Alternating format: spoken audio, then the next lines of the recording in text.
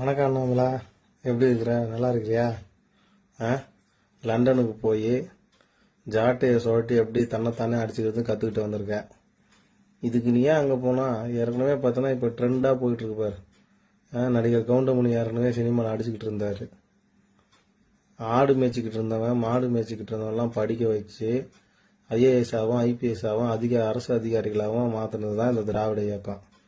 பாரு, அந்த காவி கூட்டத்தில் போய் சேர்ந்து ஐபிஎஸ் ஆஃபீஸராக இருந்த நீ ஆடு மேய்க்க போய் அதுவும் உன்னால் ஒழுங்காக மேய்க்க முடியாமல் லண்டனுக்கு போகிறேன்னு போயிட்டு ஊரை ஏமாற்றி சுற்றிட்டு வந்து இப்போ ஜாட்டை வச்சு அடிச்சுக்கிட்டு கோமாளித்தனம் பண்ணிக்கிட்டு இருக்க.